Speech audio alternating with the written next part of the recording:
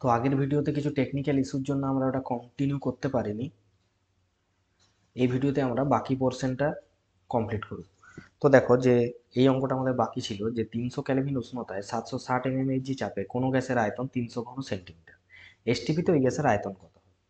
তাহলে দেখো যে প্রাথমিক চাপ P1 সমান আমরা লিখতে পারি 760 mmHg, এবং যে প্রথমে যে আয়তন দেওয়া আছে V1 সেটা কত দেওয়া আছে না 300 ঘন সেন্টিমিটার।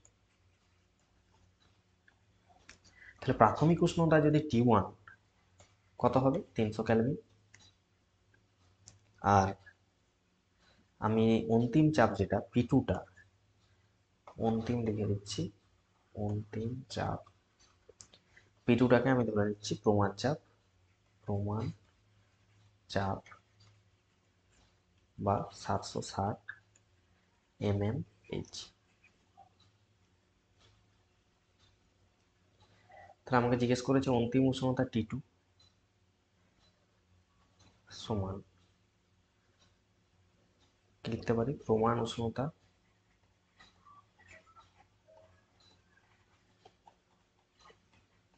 0 ডিগ্রি সেন্টিগ্রেড বা 273 ক্যালভিন। তাহলে চূড়ান্ত আয়তন V2 সমান কত হবে? তাহলে আমরা ফর্মুলা জানি যে P1 V1 বাই T1 সমান লেখা হয়ে থাকে P2 V2 বাই T2। তাহলে এখান থেকে লিখতে পারি যে V2 সমান P1 V1 by T1 into T2 by P2। এবার প্রত্যেকের মান বসাও। তাহলে 760, আর আমার আয়তন দেওয়া আছে 300, T2 হচ্ছে 273 বাই নিচে আমরা লিখতে পারি 300 ইন্টু 760। তাহলে 760 760 ক্যান্সেল, 300 300 ক্যান্সেল, তাহলে পড়ে থাকলো কত না 273 ঘন সেন্টিমিটার।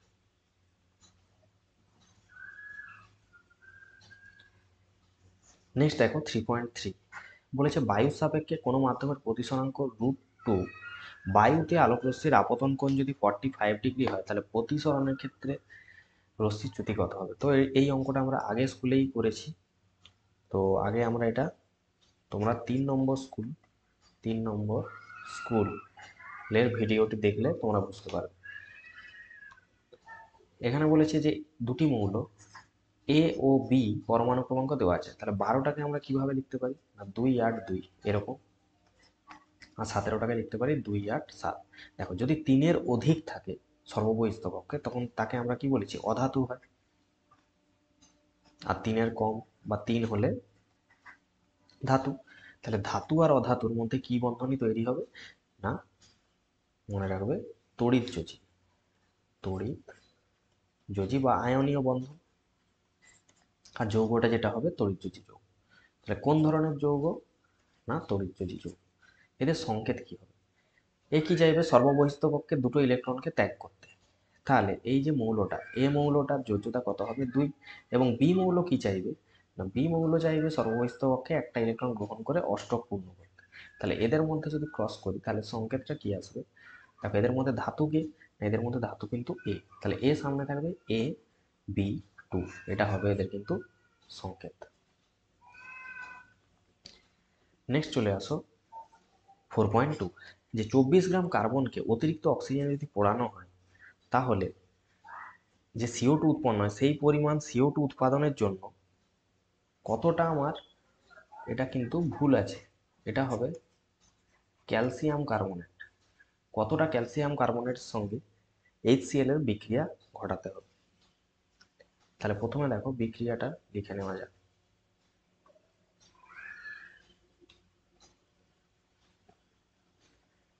তাহলে প্রথমে বিক্রিয়াটা কি লিখছি দেখো, কার্বনের সাথে যে অক্সিজেনের বিক্রিয়া তাতে উৎপন্ন হয় কি CO2, কার্বনের হয় 12 এবং এটা হবে 12 প্লাস 32 মানে হবে 44 গ্রাম। তার এখান থেকে লিখতে পারি যে 12 গ্রাম কার্বন থেকে পাচ্ছি কত না 44 গ্রাম CO2। তাহলে এখানে বলেছে যে 24 গ্রাম কার্বন থেকে কতটা CO2 পাবো না 44/12 ইন্টু 24 মানে 88 গ্রাম CO2 পাওয়া যাবে। তাহলে এবার বলেছে কত গ্রাম ক্যালসিয়াম কার্বনেটের সাথে হাইড্রোক্লোরিক অ্যাসিডের বিক্রিয়া ঘটালে, মানে CaCO3 প্লাস 2HCl ঘটালে সমপরিমাণ পাওয়া যাবে।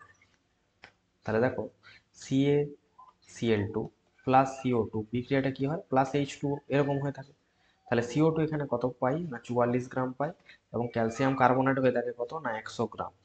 তাহলে এখানে লিখছি যে 44 গ্রাম CO2 পেতে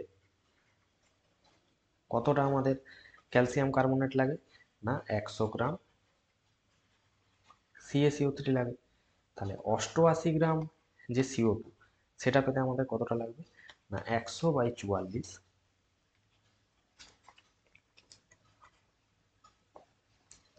100/44 ইন্টু 88। তাহলে কাটাকাটি করলে কি হবে, 44 দুগুণে 88, মানে 200 গ্রাম হবে এটার অ্যান্সার। এটার সাথে দেখো আছে যে 2.3 গ্রাম ধাতব সোডিয়ামকে অতিরিক্ত জলের সঙ্গে সম্পূর্ণরূপে বিক্রিয়া ঘটানো হলে কি পরিমাণ NaOH উৎপন্ন হবে, এবং STPতে সেই হাইড্রোজেনের আয়তন কত। তাহলে দেখো এটার অথবা যে প্রবলেমটা, তাহলে সোডিয়াম তার সাথে অতিরিক্ত জল বিক্রিয়া করলে কি উৎপন্ন হবে, না 2NaOH প্লাস H2। তাহলে সোডিয়ামের কত হবে, না 2 গুণিত 23, মানে 46 গ্রাম। আর এখানে হবে 2 গুণিত 23 প্লাস 16 প্লাস 1, মানে 80। আর হাইড্রোজেন কত লিটার হচ্ছে, না 1 মোল, মানে 22.4 লিটার। তাহলে এখান থেকে লিখতে পারি যে 46 গ্রাম সোডিয়াম থেকে উৎপন্ন NaOH কতটা হচ্ছে, না 80 গ্রাম NaOH। তাহলে 2.3 গ্রাম সোডিয়াম থেকে কতটা পাবো, না 80/46 ইন্টু 2.3। তাহলে এটার সাথে এটা কি সম্পর্ক, 2 দিয়ে যায়, কারণ এখানে দশমিকটা তুললে 10 আছে, 10 8 80, আর 2 4 8। তাহলে কি লিখতে পারি, না 4 গ্রাম। নেক্সট কি লিখবো, না 46 গ্রাম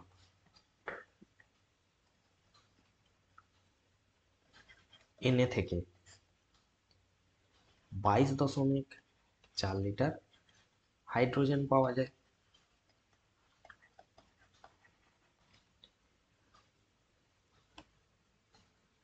অতএব 2.3 গ্রাম সোডিয়াম থেকে কতটা পাওয়া যাবে, 22.4/46 ইন্টু 2.3। তাহলে অ্যান্সার কত হবে, 1.12 লিটার।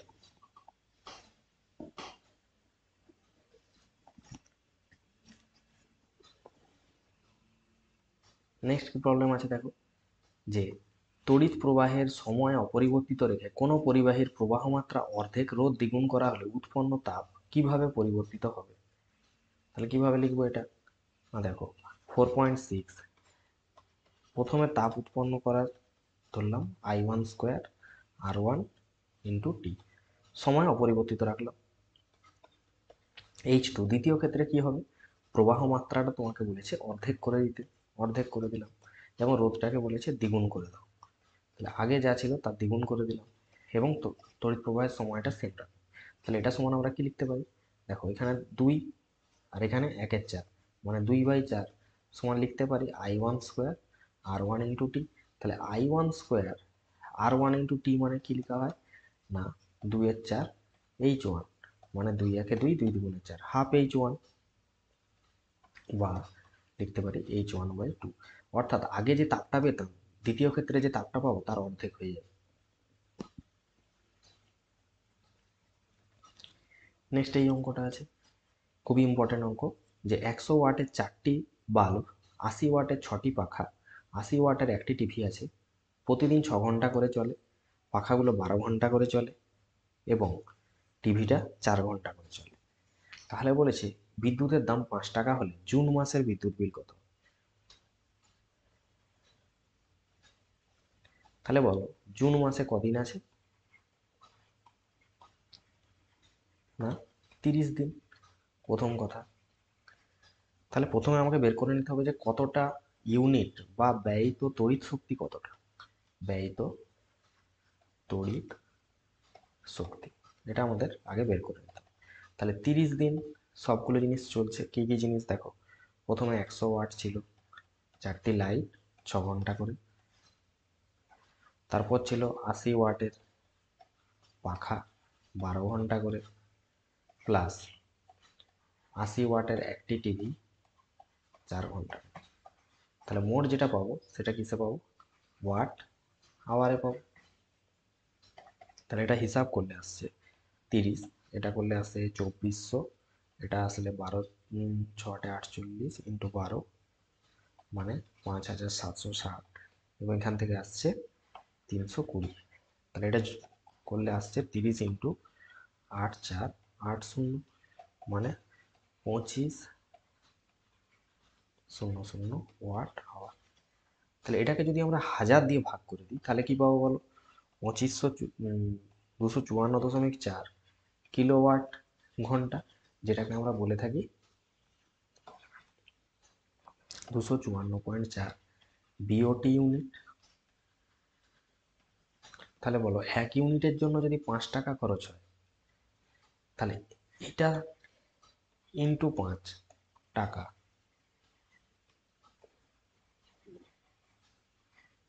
তাহলে 1 ইউনিটে 5 টাকা খরচ হয়, তাহলে 254.4 ইউনিটে কত টাকা খরচ হবে? এটা গুণ করলে কত আসবে না 1272 টাকা।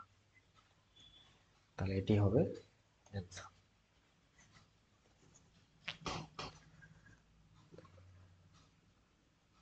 তাহলে এখান থেকে পেলাম যে 1272 টাকা খরচ হবে।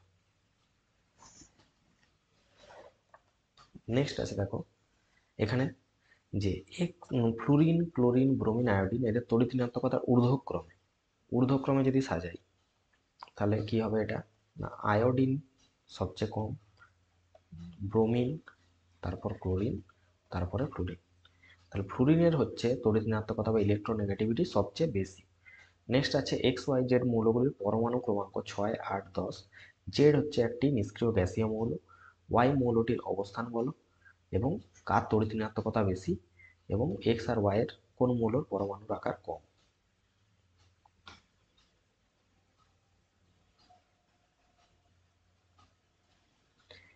তাহলে দেখো 4.9, এক্স মৌলের পরমাণু ক্রমাঙ্ক 6, তাহলে কি হবে 2 আর 4, তাহলে এটা কে কক্ষ, এটা এল কক্ষ। ওয়াই যে মৌলটি আছে তার পরমাণু ক্রমাঙ্ক 8 মানে 2 আর 6, এবং জেড যে মৌলটি আছে তার পরমাণু ক্রমাঙ্ক 10 মানে 2 আর 8। তাহলে এ তো অবশ্যই কি মৌল? নিষ্ক্রিয়, কারণ সর্ববহিস্থ কক্ষের অষ্টক পূর্ণ আছে। তাহলে ওয়াই মৌলটি কোথায় অবস্থিত হবে? তাহলে 6 আছে মানে বলতে পারি 10 যোগ করে 16 নম্বর শ্রেণী। তাহলে 16 নম্বর শ্রেণীতে এর অবস্থান হবে। নেক্সট বলেছে তড়িৎ ঋণাত্মকতা কি হবে না পর্যায় বরাবর, মনে রাখবে যে পর্যায় বরাবর বাম থেকে ডান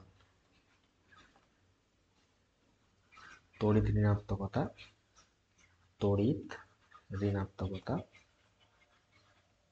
বাড়ে।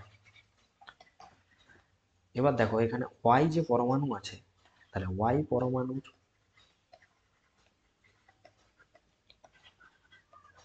পরমাণু ক্রমাঙ্ক, ওয়াই পরমাণুর যে পরমাণু ক্রমাঙ্কটা বা এটা কি হবে? এক্স এর চেয়ে বেশি, ক্রমাঙ্ক এক্স এর চেয়ে বেশি, তাই বেশি তড়িৎ ঋণাত্মক।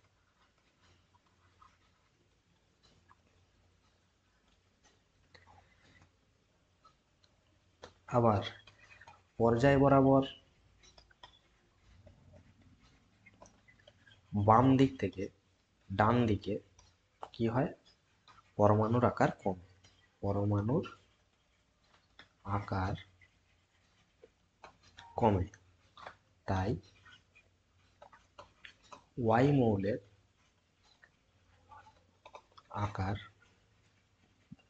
সবচেয়ে কম।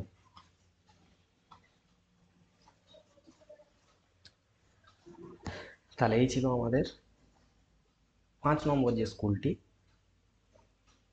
4 নম্বর আমাদের স্কুল, এটা পর্ষদের টেস্ট পেপারে। তাহলে 4 নম্বর স্কুলের MCQ, SAQ এবং গাণিতিক প্রশ্নের সমাধান।